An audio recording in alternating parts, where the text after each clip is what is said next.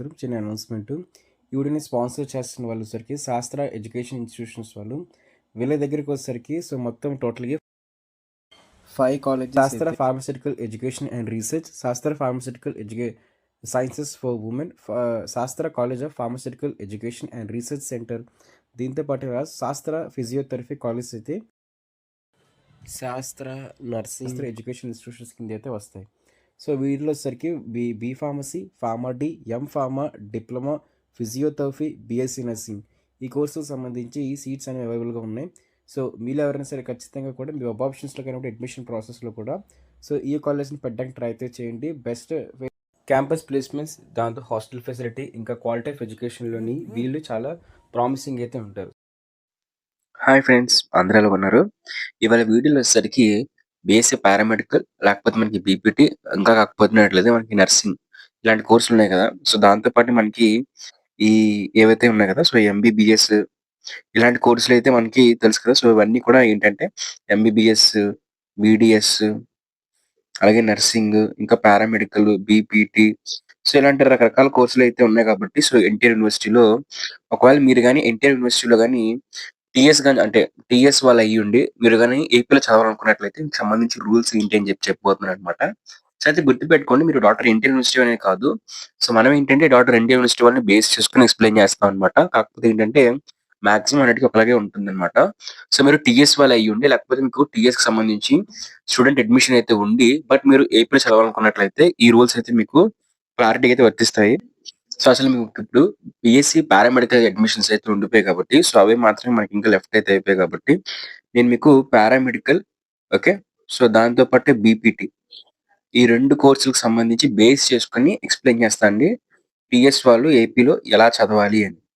Okay. But ఏంటంటే maximum process అనేది ఒకలాగే ఉంటుంది.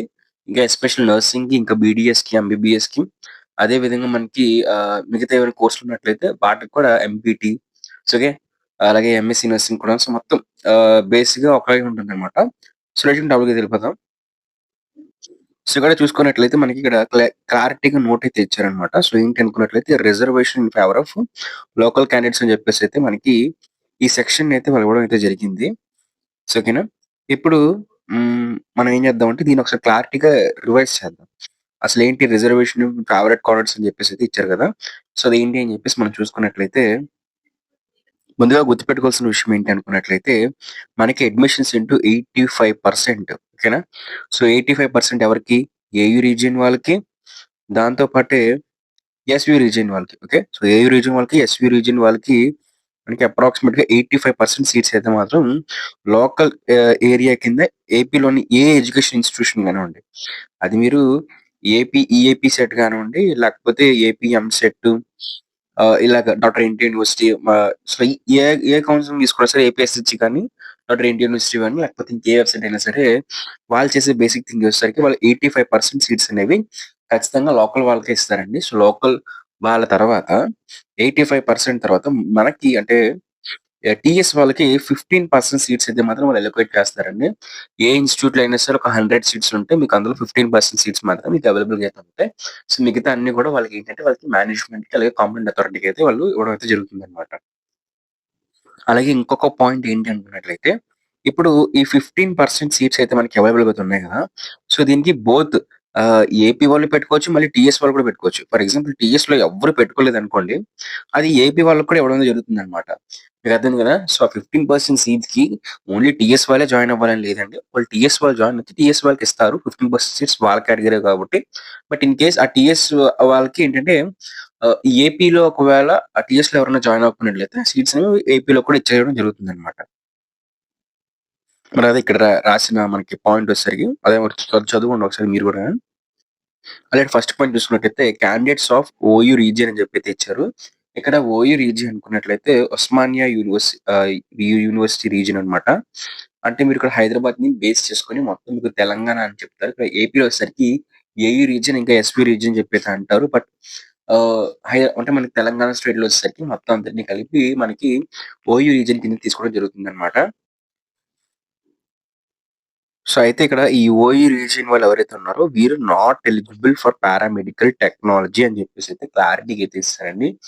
పారామెడికల్ బేస్ చేసుకొని చెప్తున్నాను గానీ, మీరు పారామెడికల్ గానివ్వండి, లేకపోతే నర్సింగ్ గానివ్వండి, లేకపోతే ఏపీ ఎంసెట్ గానివ్వండి. సో, వీటిలో ఏ ఆటిట్లో కూడా మీరు ఎలిజిబుల్ అయితే కాదు. ఓయూ రీజియన్ వాళ్ళు అంటే ఉస్మానియా యూనివర్సిటీ వాళ్ళు, హైదరాబాద్ మొత్తం తెలంగాణ స్టేట్‌లో ఉన్న వాళ్ళందరూ గూడా నాట్ ఎలిజిబుల్ అయితే కాదు. మరి ఎవరు ఎలిజిబుల్? ఆ 15% సీట్స్ అయితే మరి మిగిలిపోయాయి కదా! అసలు ఎవరు ఎలిజిబుల్ అనుకున్నట్లయితే ఇక్కడ క్లారిటీ మెన్షన్ చేశారు. Candidates of OU local area with domicile అని చెప్పేసి అయితే ఇచ్చారు. మీరు డొమైసిల్ సర్టిఫికేట్ అయితే మీకు ఉండాలండి. ఓకేనా? సో, ఆంధ్రప్రదేశ్ సంబంధించి ఏపీ అండ్ నాన్ లోకల్‌కి సంబంధించి సర్టిఫికేట్ అయితే ఒక డొమైసిల్ సర్టిఫికేట్ మీరు కలిగి అయితే ఉండాల్సిన అవసరం అయితే ఉంటుంది. అలా మీరు కలిగి ఉన్నట్లయితే మీరు ఒకవేళ ఓయూ రీజియన్ వారు అయ్యుండి మీకు డొమైసిల్ సర్టిఫికేట్ ఏపీకి సంబంధించి ఉన్నట్లయితే మీరు ఎలిజిబుల్ అయితే అవుతారని చెప్పేసి సెకండ్ పాయింట్ అయితే మనకి క్లారిటీగా అయితే ఇవ్వడం అయితే జరిగిందనమాట. ఓకే.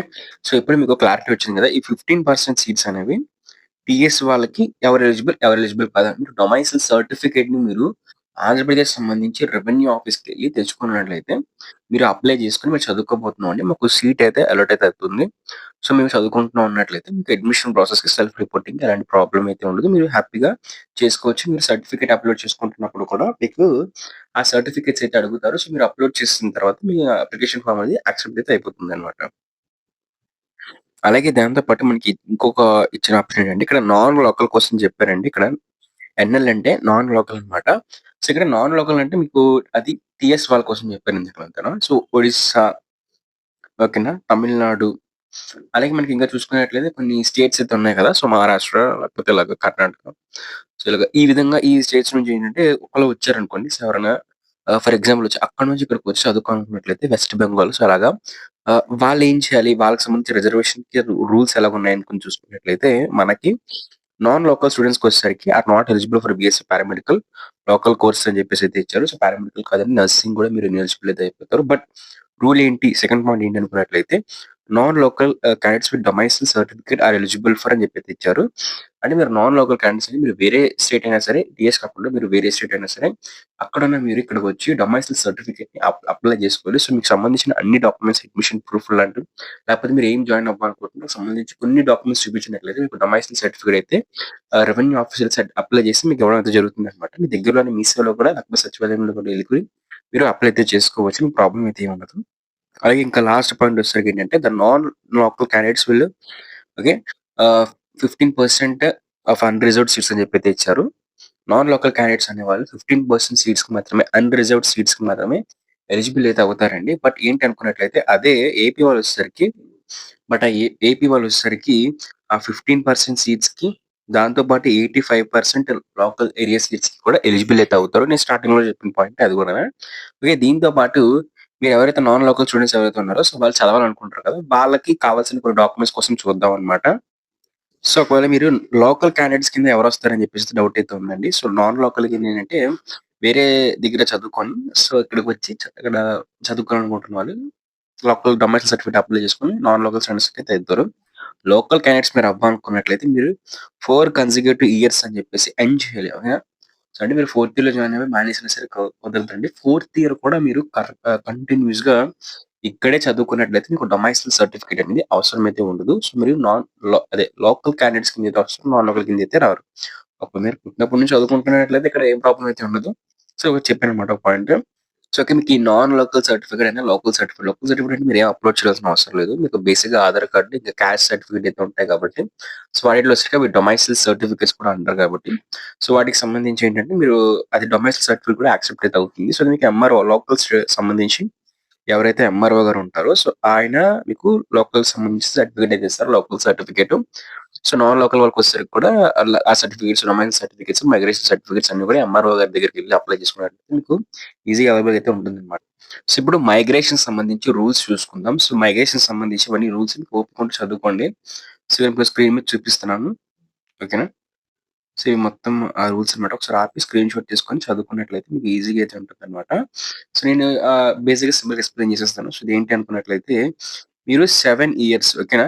సో, మీరు టీఎస్ నుంచి ఏపీకి 7 ఇయర్స్ అయితే వచ్చి 7 ఇయర్స్ ఏపీలో అయితే ఉన్నట్లయితే మీరు మైగ్రేషన్ సర్టిఫికేట్‌కి అప్లై చేసుకొని అది పొందుకున్నట్లయితే మీరు మీరేవైతే ఉన్నారో సో, మీరు లోకల్ సీట్స్ కూడా అప్పుడు మీరు అప్లై అయితే చేసుకోవచ్చు. గుర్తుపెట్టుకోండి. సో, ఓకేనా? మీరు 7 ఇయర్స్ పాటు ఇక్కడ ఏపీలో లివ్ చేస్తూ అంటే టీఎస్ మైగ్రేషన్ సర్టిఫికేట్స్ అప్లై చేసుకుంటే మీరు లోకల్‌లోకి ఎలిజిబుల్ అయితే అవుతారండి. అంటే ఇందాకల నేను చెప్పిందేంటంటే సో, అది. ఓకే. మీరు ఖచ్చితంగా 7 ఇయర్స్ ఏపీలో చదవాలి. ఓకేనా? సో, మీరు గుర్తుపెట్టుకోండి 7 ఇయర్స్ ఏపీలో చదవడంతో పాటు 7 ఇయర్స్ మీరు ఏపీలో చదవడంతో పాటు ఒకవేళ మీరు 7 ఇయర్స్ రెసిడెన్స్ చేసినా సరిపోతుందండి. దానికి సంబంధించి ప్రూఫ్ తెచ్చుకోండి. సో, మేము 7 ఇయర్స్ నుంచి ఉంటున్నాం అని చెప్పేసి. అంటే మైగ్రేషన్ సర్టిఫికేట్ అప్లై చేసుకోవచ్చు. అప్లై చేసుకోవడంతో పాటు మీరు 7 ఇయర్స్ సంబంధించి స్టడీ సర్టిఫికేట్స్ ఏమైనా అప్లై చేసినా సరిపోతుంది. అదే విధంగా మీరు 7 ఇయర్స్ మేమిక్కడ ఉంటున్నాము. ఏం చదవకపోయినా మేమిక్కడ ఉంటున్నాం అని చెప్పేసి ఒక ప్రూఫ్‌ని మీరు సబ్మిట్ చేసినట్లయితే ఏదైతే సో, ఎంఆర్ఓ ఆఫీస్‌కి అప్పుడు మీకు మైగ్రేషన్ సర్టిఫికేట్‌నయితే ఇష్యూ చేస్తారు. మైగ్రేషన్ సర్టిఫికేట్ ఇష్యూ చేస్తే మీరు 85% సీట్స్‌కి, 15% సీట్స్‌కి మొత్తం కలిపి 100% సీట్స్‌కయితే మీరు ఎలిజిబుల్ అయితే అయిపోతారనమాట. సో, మైగ్రేషన్ సర్టిఫికేట్ సంబంధించి రూల్స్ అయితే ఇది. ఇందాక చెప్పాను కదా! సో, మీరేంటంటే నాన్ లోకల్ క్యాండిడేట్స్ కిందకి వస్తారు కదా! సో, నాన్ లోకల్ క్యాండిడేట్స్‌లో కూడా సబ్ కేటగరీస్ అయితే ఉన్నాయి కదా! వాళ్ళ కోసం చూద్దాం ఒకసారి. నాన్ లోకల్ క్యాండిడేట్స్‌లో ఎవరు ఎలిజిబుల్ ఉన్నట్లయితే సో, ఫస్ట్‌గా వచ్చేసరికి లోకల్ క్యాండిడేట్స్ అనేవాళ్ళు మొత్తం అన్నిటికి అప్లై చేసుకోవచ్చు.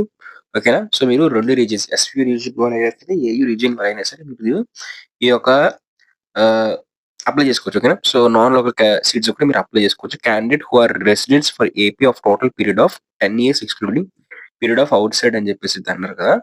సో, అలాగా వీళ్ళు కూడా అప్లై చేసుకోవచ్చు. ఏపీలో ఉన్న వాళ్ళు కూడా అప్లై చేసుకోవచ్చు. అలాగే children of parents who are employed of state of central or the government public corporations అయితే అన్నారు. ఒకవేళ మీరు మీ పేరెంట్స్ గాని వేరే దగ్గర ఎక్కడ నుంచి ట్రాన్స్‌ఫర్ అయిపోయి ఇక్కడికి వచ్చినట్లయితే మీరు కూడా హ్యాపీగా చదువుకోవచ్చనమాట. మీ పేరెంట్స్ ట్రాన్స్‌ఫర్ అయితే.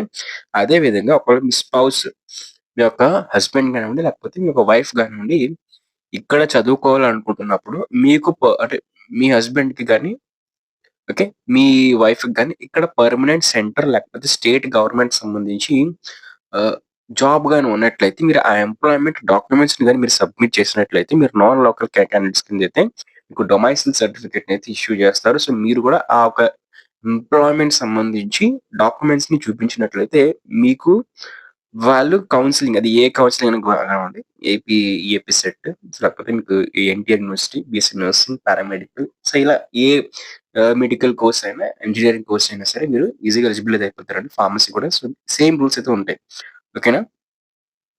అయితే గుర్తుపెట్టుకోవాల్సిన విషయం ఏంటంటే, మీరు ఈ యొక్క సర్టిఫికేట్స్ ఏవైతే ఉన్నాయో domicile certificate, migration certificate so, ఈ విధంగా మీరు సర్టిఫికేట్స్‌కి అప్లై చేసుకుంటున్నప్పుడు మీరు ఖచ్చితంగా కూడా మండల్ రెవెన్యూ ఆఫీసర్ లేకపోతే తహసీల్దార్ అని చెప్పేసి ఉంటారు.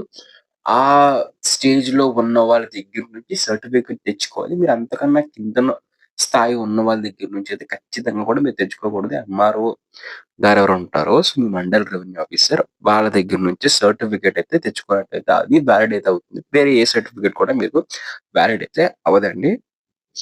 సో, మీకు అర్థమైతే అయింది గదా! సో, మీరు ఈ విధంగా ఏపీ వాళ్ళు టీఎస్‌లో అయితే ఖచ్చితంగా చదువుకోవచ్చనమాట. బట్ మీకేంటంటే రూల్స్ ఏంటి, రెగ్యులేషన్స్ ఏంటి, సర్టిఫికేట్స్ ఎలాంటివి కావాలి, ఆహ్, ఎవరెవరు ఎలిజిబుల్ అయితే అవుతారు. సో, మొత్తం మీద ఎక్స్‌ప్లెయిన్ చేశాను అనుకుంటున్నాను. ఇంకా ఈ విషయంలో మీకు డౌట్ ఉన్నట్లయితే ఖచ్చితంగా కామెంట్ చేయండి. మీ అందరికి రిప్లైస్ అయితే ఇవ్వడం అయితే జరుగుతుందనమాట. సో, ఇదనే కాదు సో, మీకు కౌన్సెలింగ్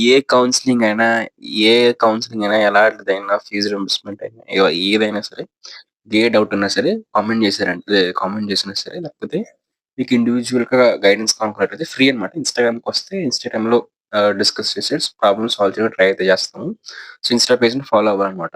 సో, ఆ విధంగా మీరు ఏదైనా సరే ప్రాబ్లమ్ రిజాల్వ్ చేసుకోవచ్చు. సో, మీ డౌట్స్ ఉంటే ఖచ్చితంగా అడగండి. సబ్స్క్రైబ్ చేసుకొని బెల్ నోటిఫికేషన్ ఆన్‌లో పెట్టుకుంటే ఇలాంటి మరిన్ని ఎడ్యుకేషన్ ఇంకా ఇన్ఫర్మేటివ్ వీడియోస్ అయితే మీకు కావాల్సినవి వస్తాయి. Thank you. బాయ్.